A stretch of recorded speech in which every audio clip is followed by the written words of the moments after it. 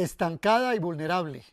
Columna escrita para eltiempo.com el 5 de julio de 2019. ¿Quién tiene la razón en la polémica entre el gerente del Banco de la República, Juan José Chavarría, al decir que la economía nacional está estancada, y el ministro de Hacienda, Alberto Carrasquilla, al replicarle que es un problema asociado al trimestre y a un sector específico, el de la construcción, que va a crecer a un ritmo de 3,6% este año? Chavarría mostró que el crecimiento del PIB en el primer trimestre de 2019 fue 2,3% y no 2,8%, según dijera el DANE, que era alarmante el incremento del desempleo, sobre todo en las 13 principales ciudades, que hay retroceso en el índice de población en pobreza monetaria y que con menor formación bruta de capital se configura un estancamiento en el desempeño económico. El director de Fedesarrollo, Luis Fernando Mejía, acopió datos que reforzarían el diagnóstico de Chavarría, como que en abril el índice de confianza del consumidor se mantuvo en terreno negativo, en menos 9,6%, por debajo del menos 0,56%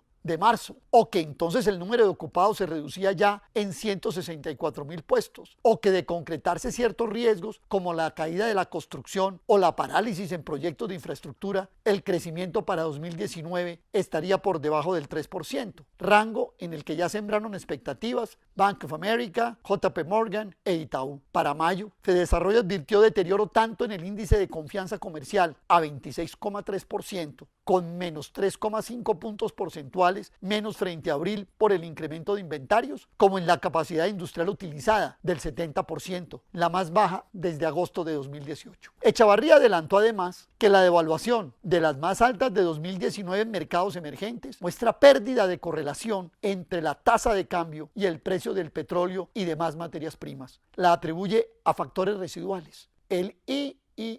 Instituto Internacional de Finanzas, por su parte, ha alertado en 2 publicaciones sobre el desbalance estructural de las cuentas externas de Colombia, lo que se vio ratificado en el primer trimestre de 2019, cuando año a año fue de menos 4,6% del PIB, un déficit de 15.000 millones de dólares. El viceministro de Hacienda, Luisa Rodríguez, explicó este hecho por mayor rendimiento de la inversión extranjera en el país. La renta factorial, que entre 2017 y 2018 sumó 2.560 millones de dólares más, hasta 17.535 millones. Y paralelamente el presidente Duque pregonó que en el primer semestre de 2019 la inversión extranjera alcanzó 3.335 millones de dólares. No obstante, ocultó que los giros de las ganancias de los inversionistas foráneos fueron 4.216 millones, que hubo más egresos que ingresos, y así las ganancias incrementadas al capital extranjero se tornan en debilidades para la economía nacional, tal como se aprecia en la posición de inversión internacional de Colombia. De hecho, en la línea contable del FMI, a marzo de 2010, sumando como pasivo la inversión extranjera en sus distintas modalidades, directa, de portafolio, fondos de capital, títulos de deuda, TES y otros, según cálculos de Juan Pablo Fernández, valían 133.025 millones de dólares. A contramano, los activos representados en inversiones nacionales en el exterior y en activos de reserva, en títulos, oro, etc., sumaron solo 72.319 millones, o sea, 60.706 millones de dólares menos. ¿Cómo ha evolucionado dicha posición hasta marzo de 2019? Los pasivos se treparon a 342.068 millones de dólares y los activos apenas a 181.347,